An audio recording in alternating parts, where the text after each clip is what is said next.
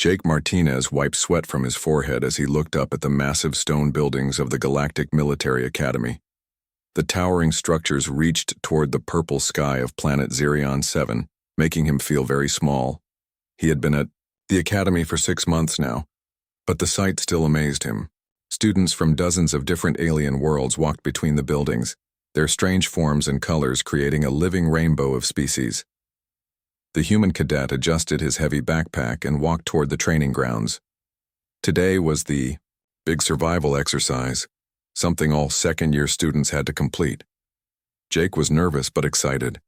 He had always been good at outdoor activities back on Earth, spending summers with his grandfather in the Colorado mountains learning to fish, hunt, and camp. "Martinez!" a voice called out in the universal translator language that all academy students used. Jake turned to see his squad leader approaching. Zeftar was from the crystalline helix species, and his body looked like living glass with light flowing through it in beautiful patterns. The alien stood nearly 8 feet tall and had 4 arms that moved like liquid crystal. "You ready for this exercise, human?" Zeftar asked. His voice had a musical quality that reminded Jake of wind chimes. "I hope you have studied the survival protocols properly. This is not a game." Jake nodded and patted his backpack. "I think I am ready. I brought everything from the equipment list." Zeftar's crystal body flashed with what Jake had learned was amusement. "Good. We cannot afford to have weak links in our squad. The instructors will be watching everything we do." Other squad members began gathering around them. Mira Lynn floated over first, her transparent blue body moving through the air like she was swimming. She was from the aquatic depths, a species that lived in the deep oceans of their water world. Her body was beautiful but strange, like a jellyfish made of living water with bright spots of light that pulsed with her emotions. "Hello, Jake," she said in her soft, bubbling voice. "I am looking forward to working with you again. Your ideas are always so different from ours." Next came Kextho, clicking and buzzing as he walked on his 6 legs. The insectoid looked like a giant praying mantis, but his green shell had intricate patterns that showed his mood. Right now, the patterns were calm and organized, which meant he was feeling confident. His species was part of a hive mind, so he could think very fast and solve complex problems, but sometimes he had trouble making decisions on his own. "Greetings, squad members," Kextho said in his precise mechanical way of speaking. "I have calculated our chances of success at 87.4%. assuming all team members perform at their documented skill levels." The last member of their squad arrived in a shimmer of golden light. Velandra was from the Stellar Nomads, a species made of pure energy that could take physical form when needed. She usually appeared as a tall, glowing humanoid figure, but Jake could see the energy crackling beneath her surface like controlled lightning. "Sorry I'm late," she said, her voice sounding like it came from far away. "I was recalibrating my energy matrix for the planet's electromagnetic field." Commander Thexamiran approached their group. The instructor was from the Void Hunters, a species that looked like walking shadows with glowing red eyes. His presence always made Jake feel cold, but he was known to be fair and very skilled. "Squad 7, the commander said in his deep, echoing voice. "You will be tested for 48 hours in Wilderness Zone Delta 9. This is a temperate forest environment similar to many worlds you may serve on in your military careers." He gestured toward a large display screen that showed a map of their training area. Green forests covered rolling hills, with a small river running through the center and several clearings marked as checkpoints. "Your mission is simple but not easy," the commander continued. "Establish shelter, find food sources, and reach all 3 checkpoints within the time limit. You must work together as a team. Your survival depends on cooperation between your different species." Jake studied the map carefully. Something about the terrain made him think of the mountain valleys. Back home where flash floods could happen quickly, the river looked peaceful on the map, but he noticed how the land sloped down toward it from all sides. Zeftar stepped forward. "Commander, what equipment are we allowed to use?" "Standard survival gear only," Thexamiran replied. "Personal shields, atmospheric processors, emergency beacons, and molecular food synthesizers. The exercise begins in 1 hour. Use that time to organize your equipment and plan your approach. As the commander walked away to brief other squads, Jake opened his backpack to check his gear. Like the others, he had the high-tech survival equipment that was standard for all cadets. But at the bottom of his pack, wrapped in an old cloth, were some items he had brought from Earth. "What is that?"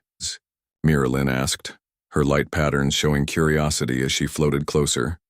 Jake unwrapped the cloth to reveal a coil of rope, a sharp knife, waterproof matches, and a small hatchet.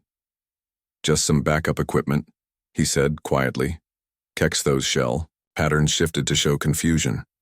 "Those are primitive tools, Jake. Why would you carry such inefficient items when we have molecular synthesizers and energy cutters?" Philandra laughed, the sound like crackling electricity. "Humans and their obsession with ancient technology. Do you also carry stones and sticks?" Jake felt his cheeks turn red, but he kept his voice calm.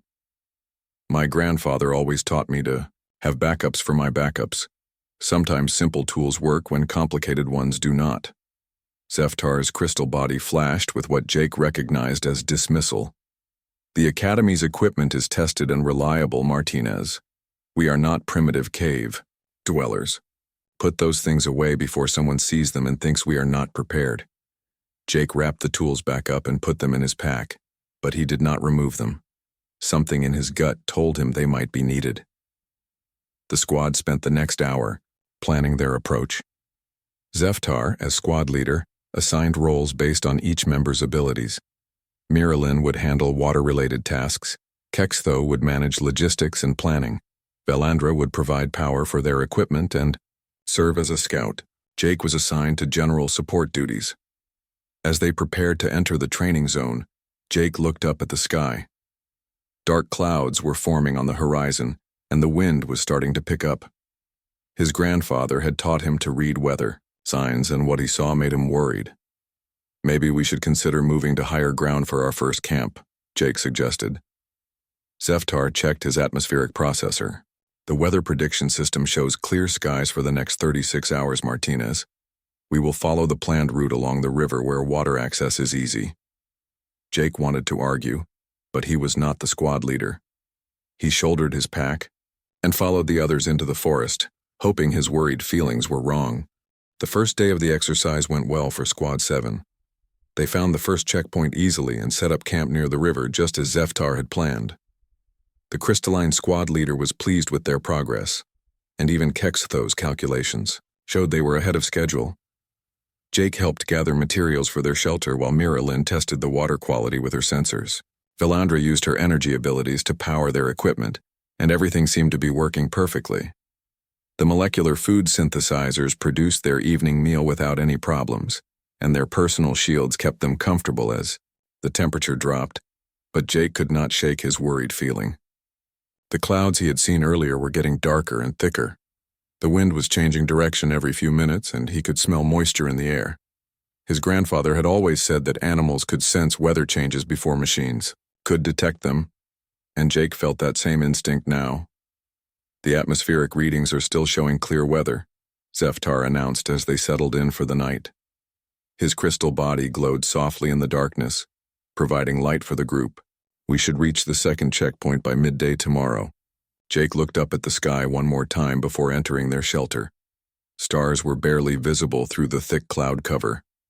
"I still think we should move to higher ground tomorrow morning," he said quietly. Kextho's shell patterns showed mild irritation. "Jake, your concern is noted, but our instruments are far more accurate than primitive weather sensing. The probability of significant precipitation is less than 12%. Miralyn floated closer to Jake, her bioluminescent spots pulsing gently. "Is this another human instinct thing?" she asked with curiosity rather than mockery. "You mentioned those before?" Jake nodded. "Humans lived outdoors for thousands of years before we had weather machines. We learned to read signs that technology sometimes misses." Velandra's energy form flickered with amusement.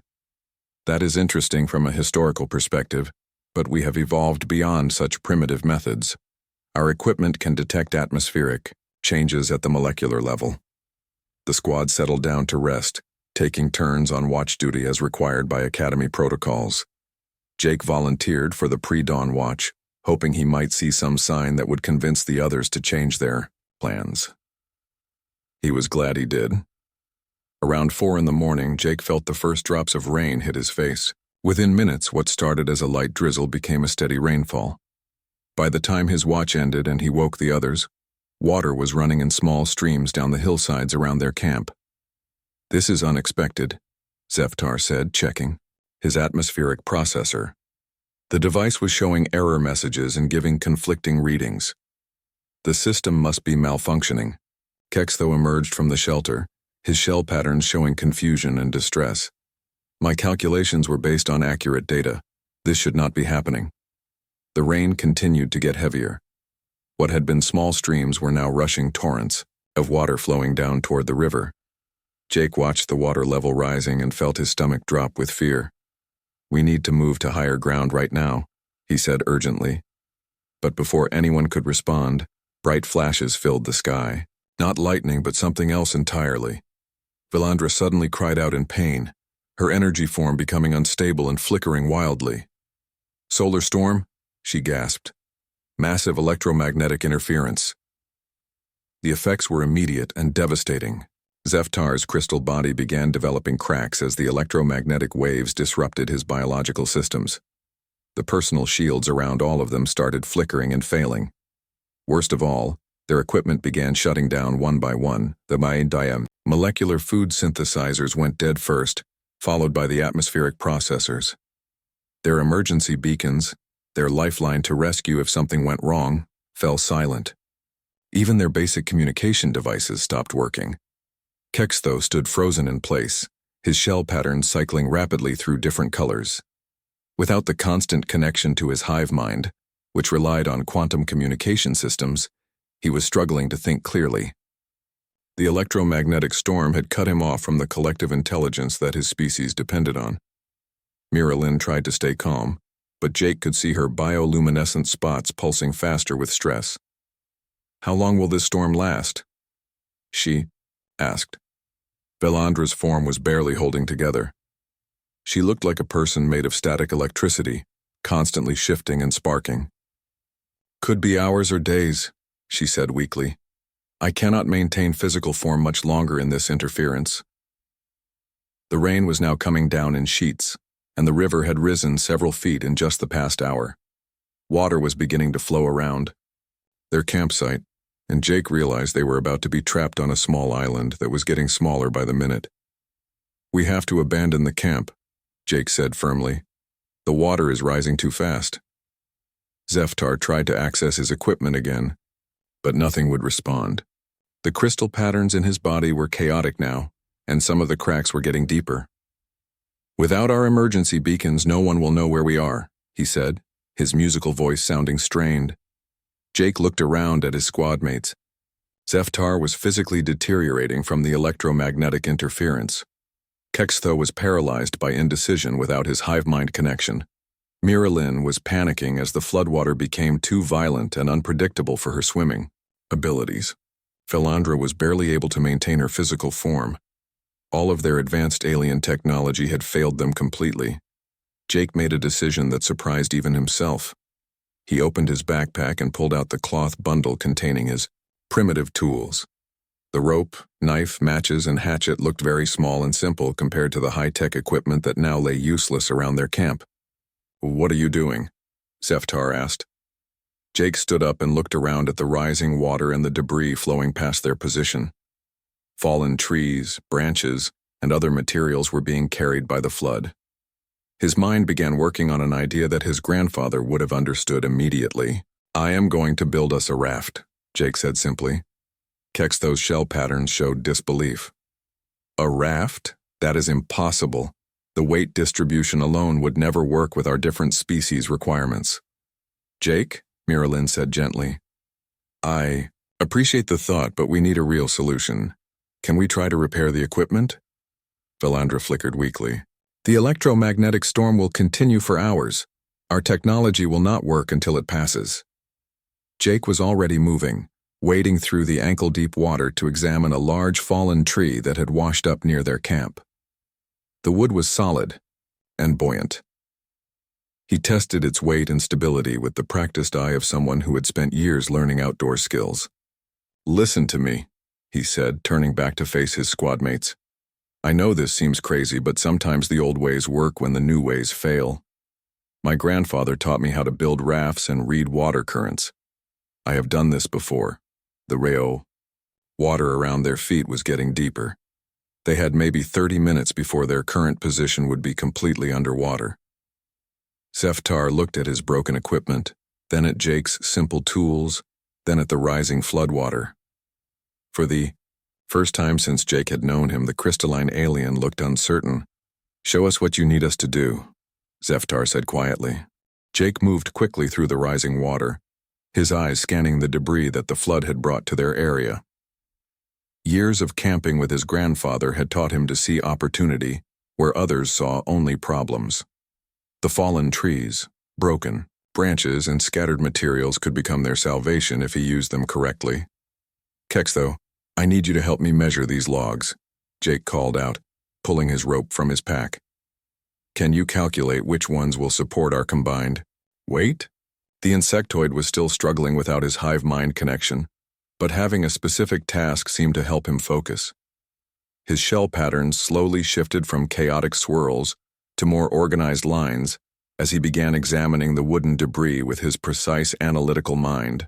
"This log is 2.3 meters long and approximately 30 centimeters in diameter," Kextho reported, his voice becoming steadier. "Based on wood density calculations, it should support roughly 180 kilograms of weight." Jake nodded and moved to another log. "Good, keep measuring. We need enough logs to support all of us, plus some safety margin." Zeftar watched Jake work, his crystal body still showing stress fractures from the electromagnetic interference. "Martinez, even if you can build this raft, how do you know it will actually float with all of us on it?" Jake paused in his work and looked directly at his squad leader. "Because I am going to test it first. My grandfather taught me to never trust anything I have not proven myself." He began lashing smaller logs together with his rope, using knots his grandfather had shown him years ago. The square lashing, clove hitch, and bowline knots had seemed like old-fashioned skills back then, but now they were life-saving techniques. Mira Lynn floated closer, her bioluminescent spots pulsing with curiosity despite her fear. "Those knots look very complex, Jake. How do you remember all the steps?" "Practice," Jake replied, pulling the rope tight. "I have tied these knots thousands of times. My hands remember even when my brain is scared." He dragged his small test raft to the edge of the deeper water and carefully stepped onto it. The logs held his weight perfectly, bobbing gently on the surface. Jake pushed off from the shore and paddled around in a small circle, testing the stability and balance. "It works," he called back to the others. "Now we build a bigger one." Valandra's energy form flickered as she tried to maintain stability. "But Jake, how will this work for me? I am not made of solid matter like the rest of you. Water affects my energy matrix differently." Jake had been thinking about this problem. He waded back to shore and began searching through their damaged equipment. Most of it was useless now, but some of the metal components might serve another purpose. "Help me gather all the metal pieces from our broken gear," he told the others. "We can use them to create a partial electromagnetic shield for Valandra." Even Zeftar seemed surprised by this idea. "You understand electromagnetic shielding principles?" Jake shrugged as he collected pieces of their destroyed atmospheric processors. "Basic physics is the same everywhere. Metal can block electromagnetic interference. It is not as good as your high-tech shields, but it might be enough to help Valandra stay stable." Working together, they began building a larger raft. Jake showed each of his squad mates how to help in ways that worked with their abilities. Kextho's precise calculations helped determine the best log placement. Marilyn used her ability to move through water to position logs from underneath. Even Zeftar, despite his damaged condition, could use his forearms to hold multiple rope sections while Jake tied complex knots. For Valandra, Jake created a sheltered area in the center of the raft using the metal debris arranged in a rough, cage shape.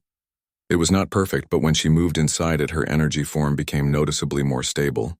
"This is actually working," she said with amazement. The interference is still there, but much weaker. As they worked, Jake also prepared other survival necessities. He used his waterproof matches to start a small fire on a flat piece of metal, creating smoke signals that might attract rescue teams. He positioned shiny metal fragments to reflect sunlight when the storm cleared. He even carved simple markers on pieces of wood that could show rescue teams which direction they had gone. "Why are you doing all these different things?" Miralyn asked. "Should we not focus just on the raft?" Jake continued his work without stopping. "My grandfather called it belt and suspenders, meaning you should never rely on just one solution. If the raft fails, maybe the smoke signals will save us. If no one sees the signals, maybe they will find our trail markers."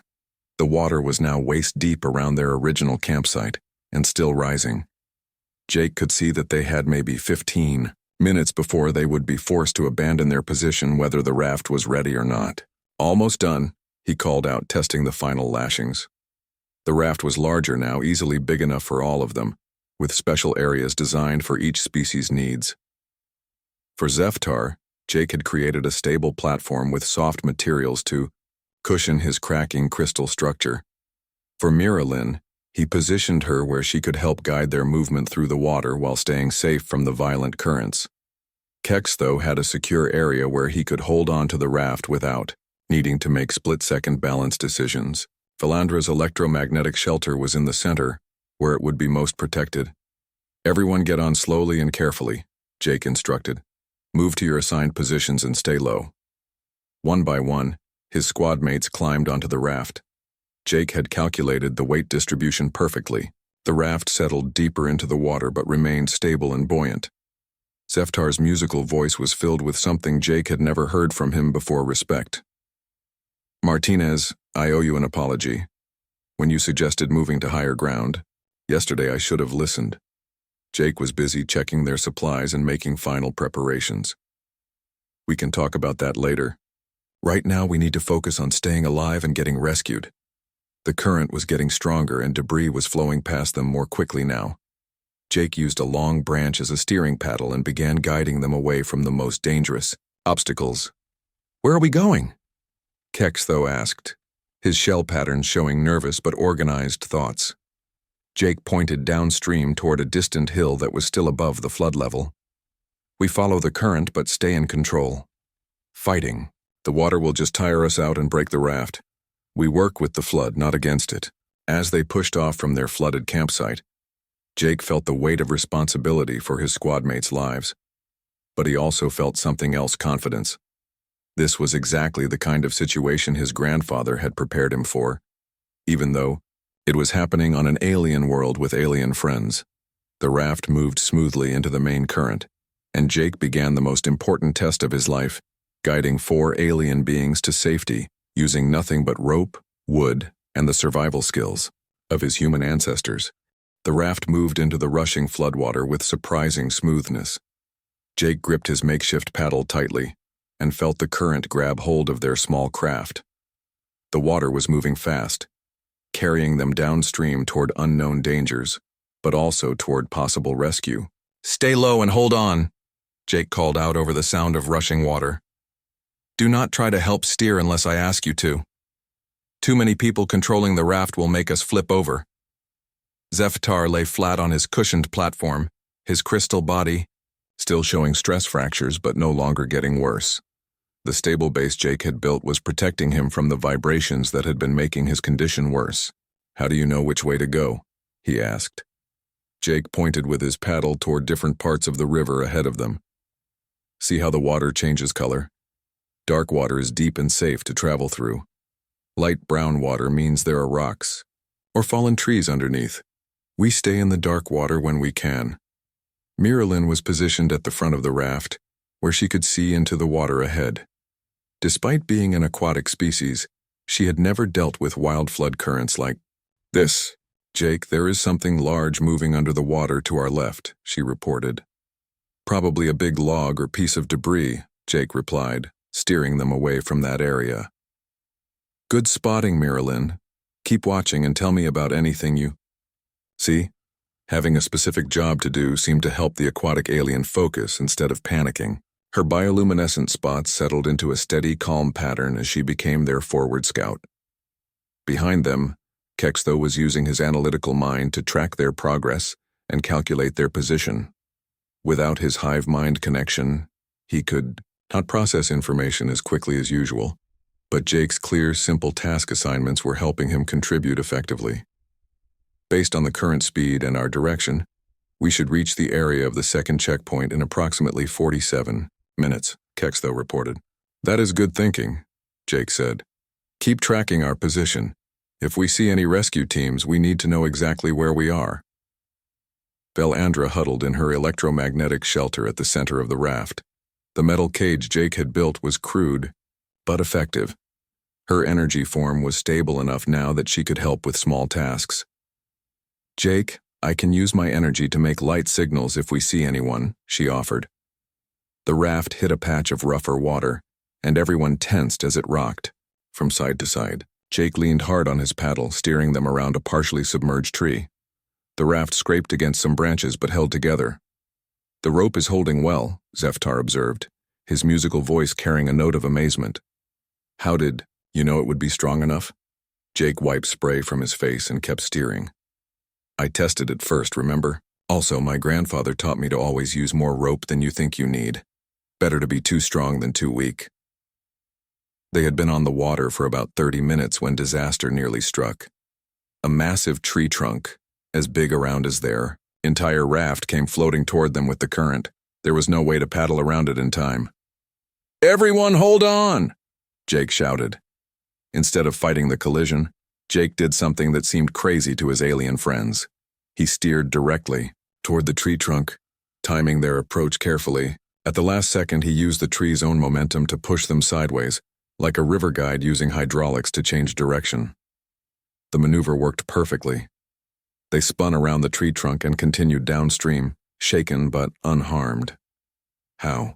Did you know to do that? Miralyn asked, her spots flashing with excitement rather than fear. Physics and practice, Jake replied.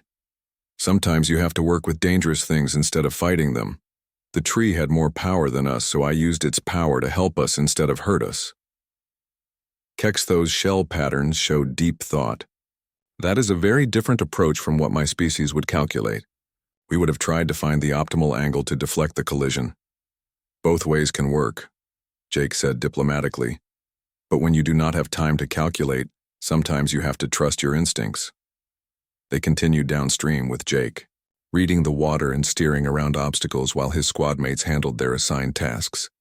The teamwork was getting better as each alien learned to trust Jake's unconventional methods. About an hour into their journey, Velandra suddenly became excited. I see something in the sky, there through the clouds. Far in the distance, a dark shape was moving against the gray storm clouds. It was too far away to identify, but it was definitely artificial, not a bird or natural phenomenon. Rescue ship, Zeftar said hopefully. But how can we signal them? Our emergency beacons are still not working. Jake had been preparing for this moment. He reached into his pack and pulled out a small mirror he had salvaged from their broken equipment. Miralyn, I need you to watch the water ahead extra carefully now. Velandra, get ready with your light energy. Kextho, tell me the exact angle to the aircraft. Working together, they created a signaling system that combined Jake's mirror flashing with Velandra's energy pulses. The combination created bright, rhythmic flashes that could be seen from a great distance. The aircraft was still far away, but after several minutes of signaling, it changed direction and began moving toward them. It is working, Miralyn called out. They see us. Jake did not stop signaling, but he allowed himself a small smile. Keep it up. We need to make sure they can track us as we move with the current. The rescue ship got closer slowly, fighting. Against the storm winds and electromagnetic interference, Jake could see it was one of the Academy's emergency response vehicles, designed for exactly this kind of situation. As the ship approached, Jake guided the raft toward a calmer area of water where a rescue would be easier. His understanding of water currents helped him find a spot where they could maintain position without being swept further downstream. The rescue ship hovered overhead, and Jake could see figures moving inside it. A voice came from the ship's speakers, barely audible over the storm and water noise. Squad 7, this is Rescue Team Alpha. We are dropping a recovery line. Do not attempt to swim to us. Stay on your raft. A thick cable with a harness system descended from the ship. Jake caught it and began helping his squad mates into the rescue harnesses, making sure each alien's specific needs were met during the transfer. Zeftar went first, his crystal form carefully supported to prevent further fracturing. Then Miralyn, who could help guide the others up through the water. Kextho followed, finally able to relax as the rescue team took over decision-making. Valandra went next, her energy form stabilizing further as they got away from the worst of the electromagnetic interference. Jake was the last to leave the raft, taking one final look at the simple wooden craft that had saved all their lives. As he was lifted toward the rescue ship, he felt proud of what they had accomplished together. His grandfather would have been proud too. The medical bay of the Galactic Military Academy was filled with quiet activity, as doctors from different species worked to help Squad 7 recover from their ordeal. Jake sat on an examination table while a human medic checked him for injuries, but his attention was on his squad mates and the beds around him. Zeftar lay on a special crystal healing platform that used harmonic frequencies to repair the stress fractures in his body. The musical tones filled the air as his crystalline structure slowly mended itself. Miralyn floated in a tank of specially treated water that would help her recover from the stress of the violent flood currents. Kextho was connected to a communication device that allowed him to reconnect with his hive mind, and Jake could see the relief in his shell patterns as his thoughts became organized again. Valandra rested in an electromagnetic isolation chamber, where her energy form could stabilize without interference. You are very lucky, Cadet Martinez, the human doctor said as she finished her examination. No serious injuries, just some cuts and bruises. Your squad mates were lucky to have you with them. Commander Thexmiran entered the medical bay, his shadow-like form moving silently between the beds. The Void Hunter's red eyes seemed to glow brighter than usual as he approached Jake. Cadet Martinez, the commander said in his deep, echoing voice. I need to speak with you about what happened during the exercise. Jake straightened up, expecting to be in trouble for abandoning their assigned route, or for the failure of the mission. Yes, sir. Walk with me, Thexmiran said. They left the medical bay and walked down one of the academy's long corridors. Through the large windows, Jake could see other students going about their normal activities, unaware of the drama that had just unfolded in the wilderness zone. Tell me about the raft, the commander said simply. Jake explained his decision-making process from reading the weather signs that the instruments had missed, to building and testing the raft, to navigating the floodwater. He tried to be factual and honest, not knowing if he was in trouble or not. Thexmiran listened without interrupting. When Jake finished, the commander stopped walking and turned to face him. Cadet Martinez. In 30 years of training military officers, I have rarely seen such effective leadership under extreme circumstances. You saved the lives of 4 squad mates when all conventional methods failed. Jake felt relief wash over him. Thank you, sir. I just did what my grandfather taught me. That is exactly the point, Thexmiran said. Your grandfather's knowledge, passed down through generations of human survival experience, proved more valuable than our most advanced technology. This has caused the Academy leadership to do some serious thinking. They continued walking, and Jake noticed they were heading toward one of the Academy's main conference rooms. Sir, are my squad mates in trouble for the mission failure? The commander's red eyes seemed to brighten with what Jake had learned was amusement. Mission failure? Cadet, your squad accomplished something more valuable than reaching 3 checkpoints. You demonstrated that true military effectiveness comes from adaptability, not just technology. They reached the conference room and Thexmiran gestured for Jake to enter. Inside, Jake was surprised to see the Academy's top instructors from different species, along with Squad 7, who had apparently been released from medical care. Zeftar stood up as Jake entered, his crystal body now showing only faint lines where the fractures had been. Jake, I owe you a formal apology and a debt of gratitude. When you suggested moving to higher ground, I dismissed your advice because I trusted machines more than experience. That was foolish. Miralyn floated over, her bioluminescent spots pulsing with warm colors. Jake, I have been thinking about what you said about reading water currents the way humans do. My species has advanced sensors, but we have forgotten how to truly understand water with our natural senses. Would you teach me? Kextho approached next, his shell patterns showing deep respect. My calculations were useless without accurate data input. But your instinctive decision-making worked perfectly even with incomplete information. I would like to learn how humans make good decisions quickly. Valandra's energy form sparkled as she spoke. Your simple electromagnetic shielding worked better than our complex energy manipulation systems. Sometimes the most basic solution is the most reliable one. Commander Thexmoran gestured toward the conference table where several other high-ranking Academy officials were seated. Please, everyone sit down. We have important matters to discuss. Admiral Kethamira, the Academy superintendent, was a tall, elegant being from the celestial navigator species. Her silver skin seemed to shimmer with starlight as she spoke. Squad, Seven's experience has revealed a critical weakness in our training curriculum, she said. We have become so dependent on technology that we have forgotten the fundamental survival skills that every military officer should possess. She turned to Jake. Cadet Martinez, your performance during this crisis has been exceptional.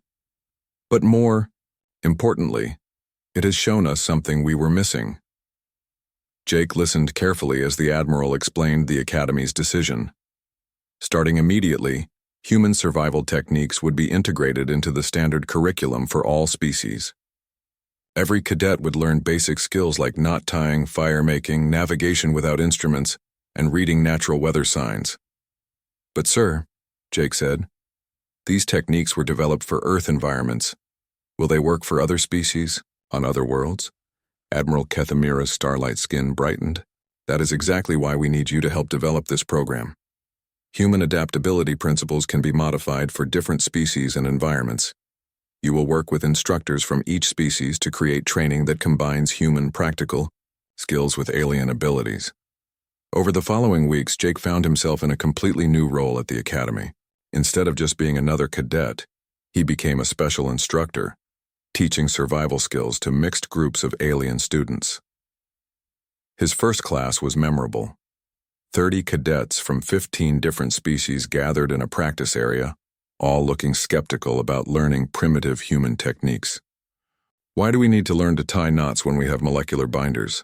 Asked a student from the machine symbiosis species. Jake held up a piece of rope and a molecular binder. Good question. Kextho, would you like to answer that? Kextho, who had become one of Jake's strongest supporters, stepped forward. Because when electromagnetic interference disables your molecular binder, the rope will still work. Reliable tools are more valuable than advanced tools. Jake began teaching his first lesson, starting with the same knots his grandfather had shown him years ago in the Colorado mountains. As he worked, he told the students about the philosophy behind human survival skills. Always have backups, work with nature instead of fighting it, and trust your instincts when instruments fail. Zeftar, Miralyn, and Valandra were all in. The class, now as eager students rather than skeptical squadmates. They had experienced firsthand how human knowledge could save lives when everything else failed. By the end of the semester, the new survival program was showing remarkable results. Cadets from all species were more confident and adaptable. They learned to combine their natural abilities with human practical skills, creating hybrid approaches that were more effective than either method alone. Jake graduated from the Academy with highest honors, but more importantly, he had earned something that could not be measured: the genuine respect of beings from across the galaxy. His simple human knowledge had proven that sometimes the oldest solutions were the most reliable, and that true intelligence meant knowing how to adapt when fancy technology failed.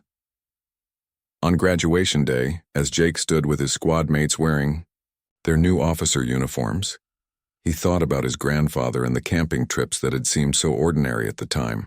Those simple lessons in the mountains had saved lives on an alien world and changed how an entire galactic military academy thought about survival and leadership.